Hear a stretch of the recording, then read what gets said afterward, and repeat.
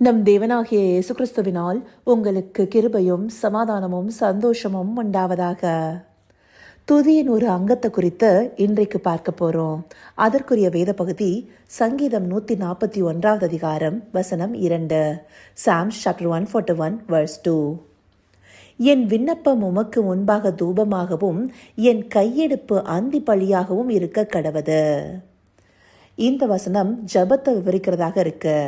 நாம தேவனை நோக்கி செய்கிற விண்ணப்பம் அவருக்கு முன்பாக தூபமாகவும் அவரை நோக்கி செய்கிற கையெடுப்பானது ஆந்தி பலியாகவும் இருக்க கடவுதுன்னு சொல்லப்பட்டிருக்கு. இந்தபடியாக நாம ஜெபிக்கும் போது நாம வெறும் விண்ணப்பத்தை மாத்திரம் வைக்கிறவர்களாக இல்ல, தேவனை நோக்கி துதி செலுத்துபவர்களாக இருப்போம். ஜபமானது துதியின் ஒரு அங்கமாகவே இருக்கு. நாம தேவனை துதிச்சு அவரை மகிமைப்படுத்தி நம்முடைய விண்ணப்பங்களை அவருக்கு நேராக செலுத்துபவர்களாக இருப்போம். அப்பதான் அது தேவனுடைய சமூகத்திற்கு தூபமாக எட்டுகிறதாக இருக்கும். துதினா என்னது? தேவனை மகிமைப்படுத்தி போற்றி உயர்த்துவது, புகழ்ந்து பாடுவது, மறுபடியும் மறுபடியும் அவரை குறித்த மேன்மைகளை சொல்வதாக இருக்கு. இதை எல்லாத்தையுமே நாம ஜபத்துல பண்றோம் இல்லையா? அப்படி ஜபமானது துதியின் ஒரு அங்கமாகவே இருக்கு. நாம முழங்கால் படியிடும் போது நம்மை தேவனோடு ஐக்கியப்படுத்துவது அவருக்கு நேராக செலுத்துகிற துதி பலிகளே. அந்த துதிகள் மூலமாகவே நம்முடைய விண்ணப்பங்கள் அவருக்கு தூபமாகவும் நம்முடைய கையெடுப்பு அவருக்கு அந்தி பலியாகவும் சென்று சேரும். அப்போ ஜபம் செய்யும் போது நாம வெறும் லிஸ்ட் ஆஃப் பிரேயர் பாயிண்ட்ஸை மட்டும் கொண்டு போய் வைக்க போறதில்ல. தேவனை உயர்த்தி மகிமைப்படுத்தி அவருடைய வல்லமையை புகழ்ந்து பாடி அவருக்கு உகந்த பலியவே நாம செலுத்துகிறவர்களாக இருக்கிறோம். இங்க அந்தி பலின்னு சொல்லப்படுகிறது சாயங்கால வேலையில செலுத்தப்படுகிற பலியாக இருக்கு. அந்தபடி ஒரு நாளை நிறைவு செய்கிற சாயங்கால வேலையில தேவனை நோக்கி நாம பார்க்கும்போது, அவரை நோக்கி கையெடுக்கும் போது, அவரை துதித்து அவருக்கு நன்றி செலுத்துவோம் இல்லையா? அது தேவனுக்கு உகந்த பலியாக காணப்படும். அப்படியாக நாம எடுக்கிற துதி பலியானது தேவனுடைய சமூகத்தை தூபமாக எட்டும். வெளிப்படுத்தின விசேஷம் 8 அதிகாரம் 3 வசனத்தை எடுத்துட்டோம்னா, வேறொரு தூதனும் வந்து தூபம் காட்டும் பொற்கலசத்தை பிடித்து பலிபீடத்தின் படியிலே நின்றான். சிங்காசனத்திற்கு முன்பாக இருந்த பொற்பிடத்தின் மேல் சகல பரிசுத்தவானுடைய ஜபங்களோடும் செலுத்தும்படி மிகுந்த தூப வர்க்கம் அவனுக்கு கொடுக்கப்பட்டது. இங்க சொல்லப்படுகிற தூப வர்க்கமானது பரிசுத்தவான்களின் ஜபம் என குறிப்பிடப்பட்டிருக்கு.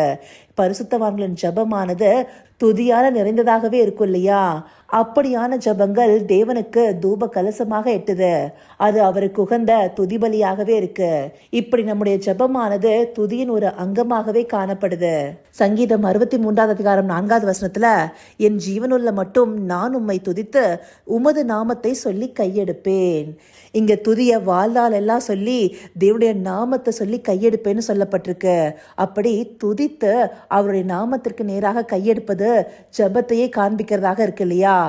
அந்தபடியாக ஜபம் எனப்படுவது துதியோடு இணைந்ததாகவே இருக்கு. அப்படிப்பட்ட ஜபத்திலேயே தேவன் பிரியப்படுகிறவராக இருக்கிறாரு. அப்படிப்பட்ட ஜபமே தேவனுடைய சமூகத்திற்கு தூபமாக எட்டுகிறதாக இருக்கும். இப்படியாக அந்திப்பலி செலுத்தி தேவனை நோக்கி கையெடுக்கப்பட்ட ஒரு ஜபத்தை எலியா தீர்க்கதரிசி செய்யறத 1 ராஜாக்கள் புஸ்தகத்திலையும் வாசிக்கிறோம் இல்லையா?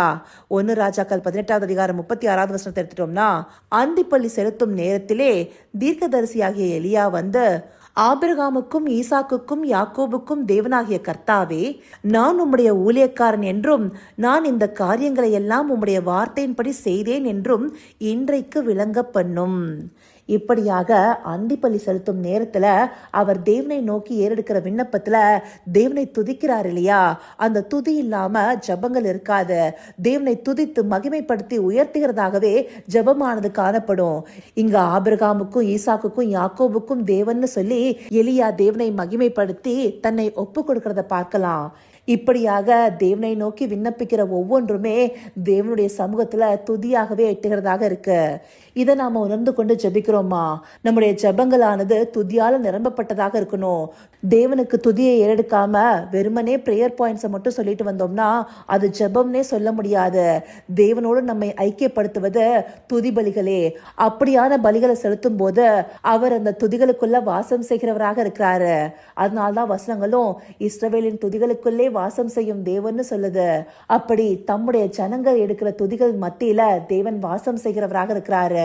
அந்தபடி துதித்து துதித்து தான் தேவனை நோக்கி கையெடுத்து விண்ணப்பிக்கிறவர்களாக இருக்கணும். முக்கியமா அந்திபலி செலுத்துகிற வேலைகள்ல தேவனை மகிமைப்படுத்துகிற துதிகளை ஏற்பவர்களாக நாம ஒவ்வொருத்தரும் காணப்படணும்.